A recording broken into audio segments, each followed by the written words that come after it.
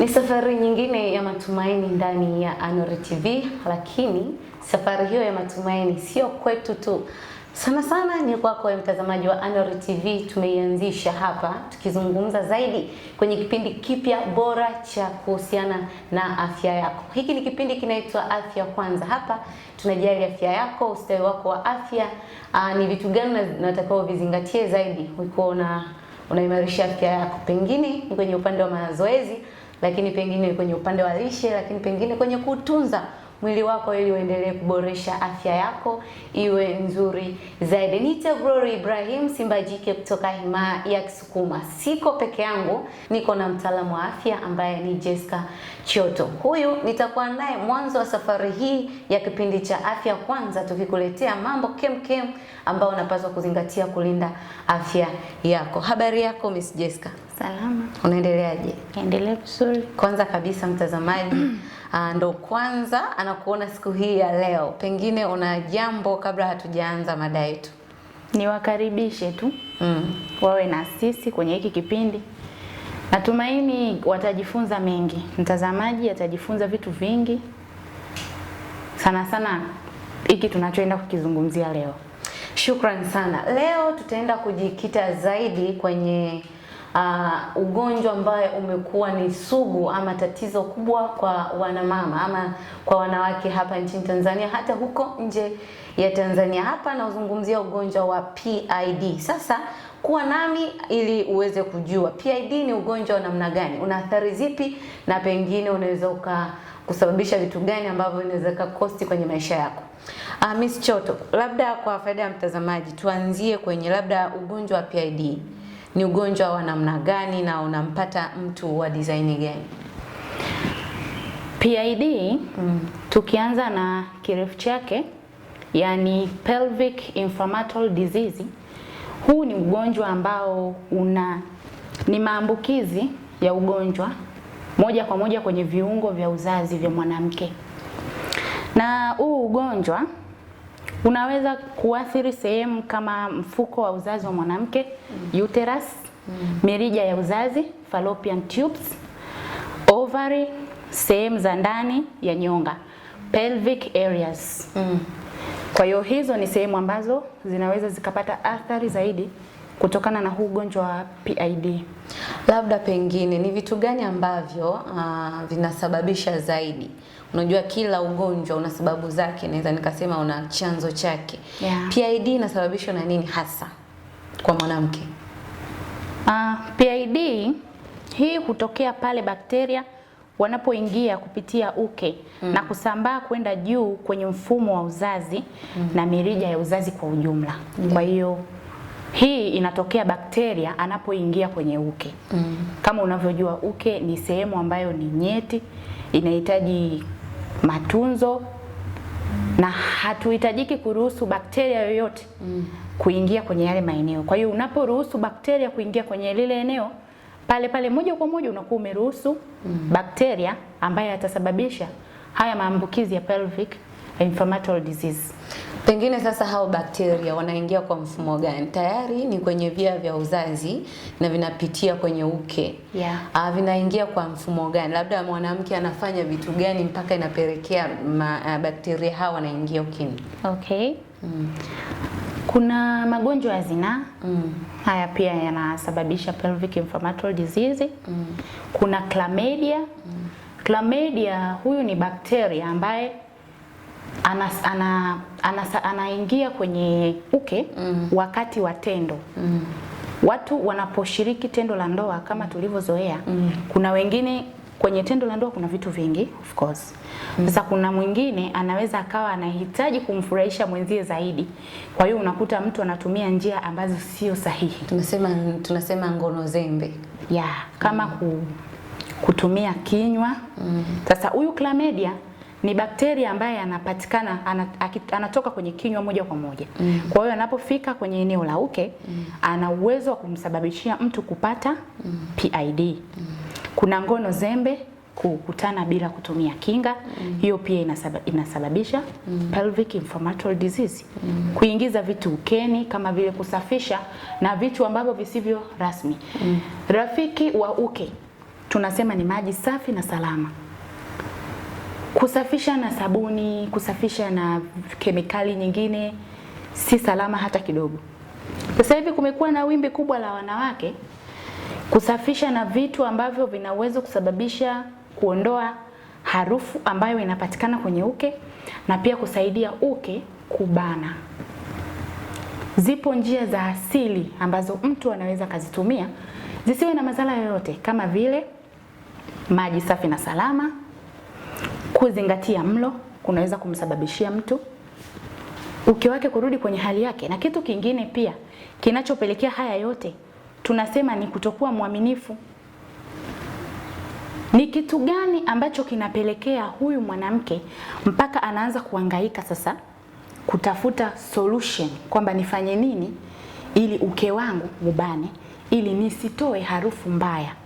Ni kwa sababu tumepoteza uaminifu, tunakuwa na ngono zembe.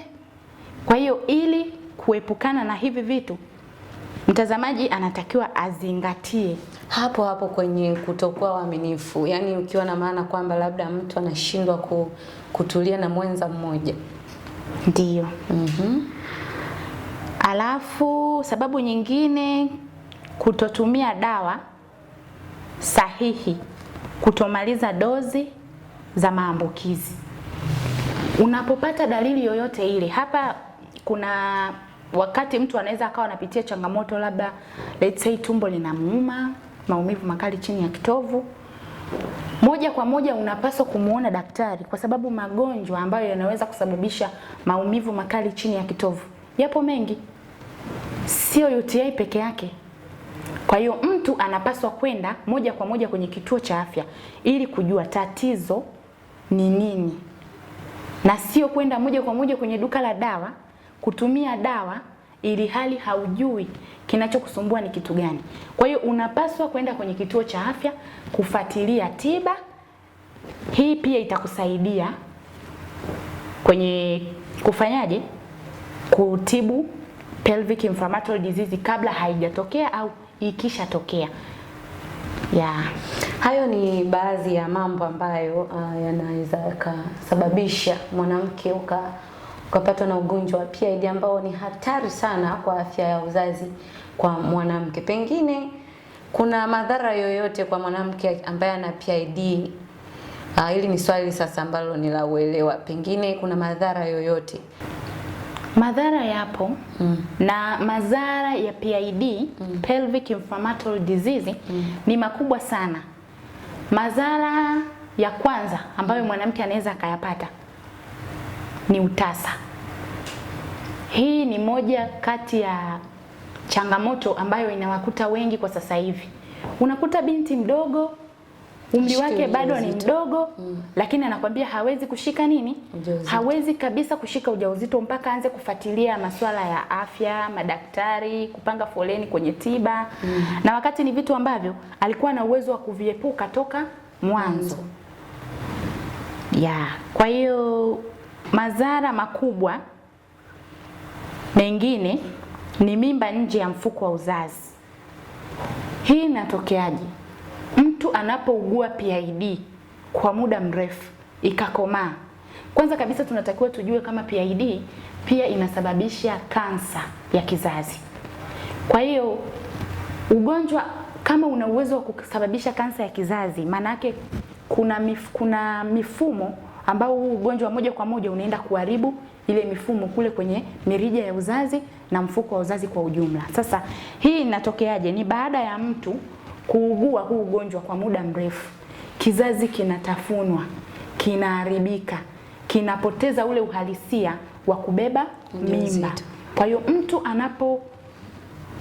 inapofikia muda mtu anahitaji kubeba ujauzito, ndio ile unakuta mimba imetungwa nje ya mfuko wa uzazi, kwa sababu kwa wakati huo mfuko wa uzazi hauwezi kubeba jukumu lake, umeisha tayari, umekuwa umeathirika.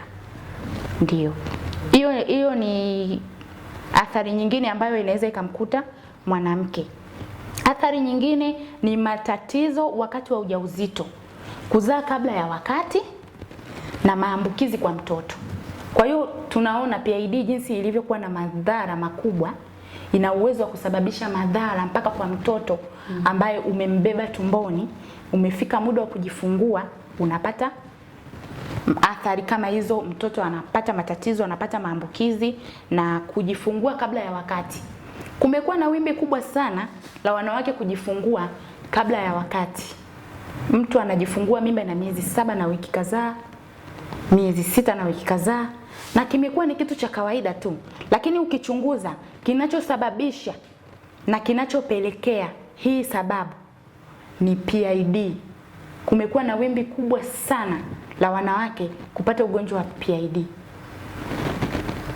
Kwa hiyo athari nyingine ninayoweza kuisema ni maumivu ya muda mrefu ya nyonga. Maumivu ya tumbo yasiyoisha huathiri maisha ya kila siku. Kama unavyojua, ukiwa unaumwa, unapitia changamoto, hauwezi ukafanya maisha yako ya kila siku kama kawaida.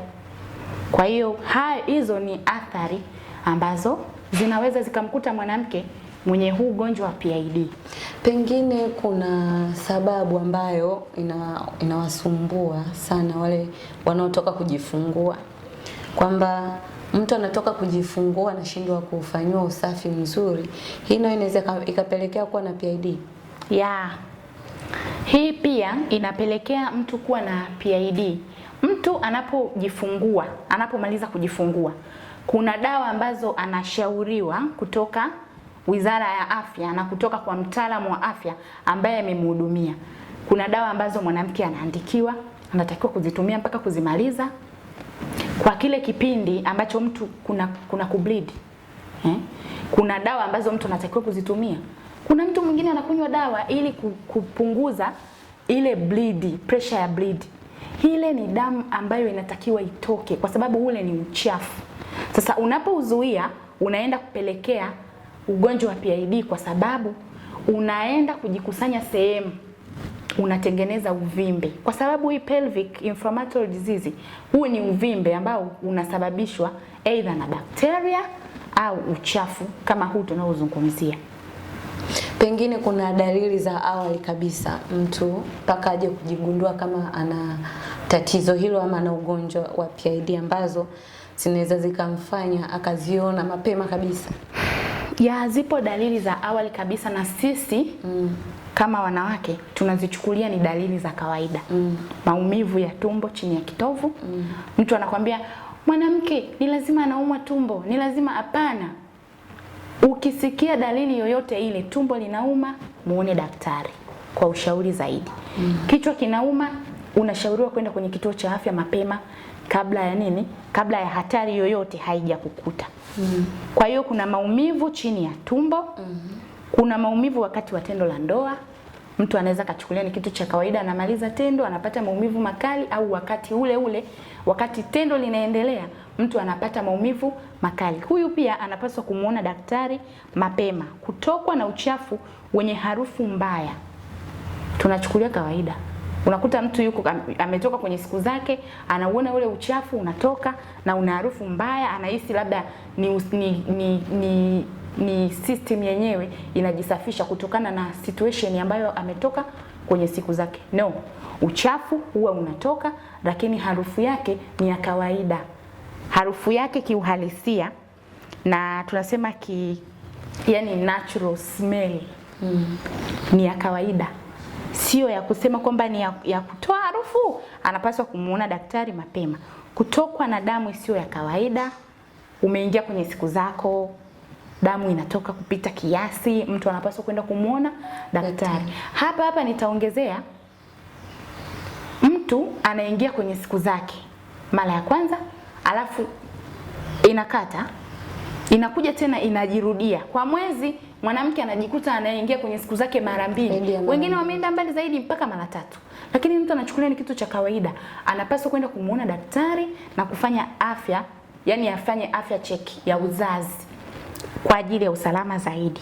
Maumivu makali wakati wa kukojoa tumezoea. Ukisikia maumivu makali wakati wa kujisaidia haja ndogo, hii itakuwa ni UTI. Unaenda hospitali, pharmacy, unachukua dawa za UTI, unakuja unatumia. Ukiona yale maumivu yameenda, yamekata, yamepungua, unaacha. Hii inaweza ikamsababishia mtu kupata PID. Kwa hiyo mtu anapohisi dalili zozote zile, anashauriwa kumuona daktari mapema. Kwa hiyo hizo ni dalili za awali kabisa za PID. Lakini wakati mwingine PID inaweza isionyeshe dalili yoyote mpaka itakapokomaa. Labda kuna mambo yapi sasa ambayo watu wanatakiwa waepuke zaidi, sana sana wanawake, ili kuzuia PID ama kuipunguza kabisa isiendelee kuwepo? Kwanza kabisa, kama mwanamke anapaswa kuepuka ngono zembe. Sawa? Kwa kutumia kinga. Hakuna njia nyingine ya kuepuka ngono zembe zaidi ya kutumia kinga. Labda pengine kabla haujaendelea hapo kwenye kuepuka ngono zembe, limekuwepo wimbi kubwa la wanawake kukubali kunyonywa kwenye via vyao vya uzazi. Pengine hii tunawasaidia vipi? Pengine unakuta wenza wao wanahitaji vitu vya namna hiyo. Mimi nafikiri kama mwanamke unapaswa kumuelimisha mpenzi wako au mwenza wako kwamba kile kitu kina madhara, na kama mtu anakupenda basi atakuelewa, kwa sababu madhara ya kufanya hicho kitu ni makubwa kupita hicho kitu chenyewe. Na yani PID ni ugonjwa ambao ni mkubwa na una madhara makubwa kama tulivyoongea hapo awali. Kwa hiyo mtu anapaswa kumuelimisha tu mwenza wake. Lakini hiyo njia sio sahihi. Sio sahihi na kiafya inakataliwa, hairuhusiwi.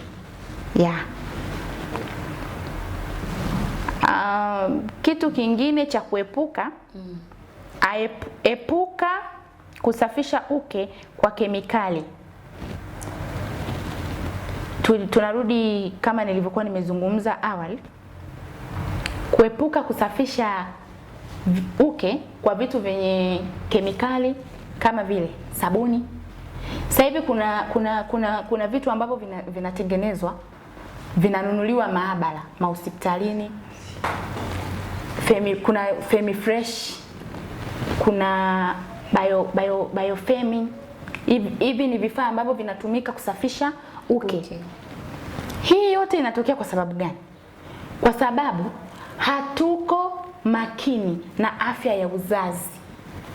Ndio maana unakuta mtu anaanza sasa na kuhangaika kutafuta vifaa tiba ambavyo vitamsaidia yeye kuondoa ile harufu ambayo anakuwa nayo.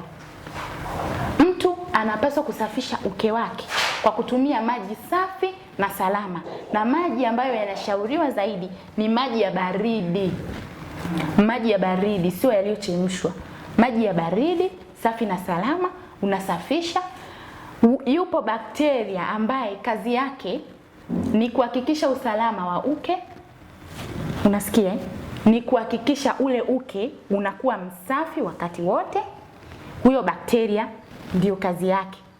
Sasa unapoanza kutumia kemikali zingine, sawa, zinauzwa kwenye maduka ya afya, wanauza wataalamu wa afya, lakini kwa kiafya pia haturuhusu na wala hatushauri mtu kutumia vitu kama hivyo. Mtu anapaswa kusafisha kwa kutumia maji safi na salama. Alafu kitu kingine, tibu maambukizi mapema. Ukiona dalili zozote zile, unapaswa kumuona daktari mapema. Tumbo linauma, unaenda hospitali. Kwa sababu unaweza ukakuta mtu anaumwa PID, lakini kichwa ndio kinauma. Yaani ugonjwa ni mpana, dalili zake ni nyingi sana. Mtu baada ya kuathirika kwa muda mrefu, zinaweza zikaanza kujitokeza zile dalili ambazo ni za kawaida, za awali. Kichwa kinauma, homa. Kwa hiyo mtu anapaswa kumuona daktari na kutibu maambukizi mapema. Maliza dozi, kumaliza dozi pia. Ili kuepuka huu ugonjwa, mtu anapaswa kumaliza dozi anazokuwa anashauriwa kutoka kwa mtaalamu wa afya. Kitu kingine, ninapozungumzia kumaliza dozi, sizungumzii kumaliza dozi za PID peke yake. UTI iliyokomaa inaweza kusababisha PID. Ndio maana unapaswa kumuona daktari ili azungumze na wewe na akupe ile elimu kwamba usipotumia dawa ukamaliza, utapata 1, 2, 3. Kwa hiyo unapaswa kumaliza nini? Dawa. Dawa za UTI watu wengi wanazikimbia. Bwana Jessica, nikushukuru sana. Naelewa mtazamaji mpaka hapo ameshapata la kujifunza. Kuna limbukeni ya wanawake ambao mitandaoni kuna vitu ambavyo wanafundishwa, labda dawa za kubana uke, dawa za kumvuta mwanaume, dawa za kuna dawa nyingi ambazo sio rasmi, ambazo pengine zinakuwa ni chachu na mchango mkubwa wa kupelekea magonjwa makubwa kama hili ambalo tulikuwa tunalizungumzia, PID. Bwana Jessica, nikushukuru sana. Nikushukuru pia mtazamaji wa Anore TV ndani ya kipindi chako bora napendwa cha Afya Kwanza. Ilinde afya yako kabla madhara ama sababu kubwa za kuharibu afya yako hazijakukuta. Muone daktari pale unapokuwa unaona dalili za kuumwa, hauzielewi, kimbia hospitali, kapate ushauri wa daktari ili uweze kuimarisha afya yako. Tunaipenda afya yako, ndio maana tuko hapa na tumekuandalia kipindi hiki cha Afya Kwanza. Niite Glory Ibrahim Simba Jike kutoka Himaya Kisukuma. Tulikuwa kwenye kipindi na Jessica Choto. Bye bye.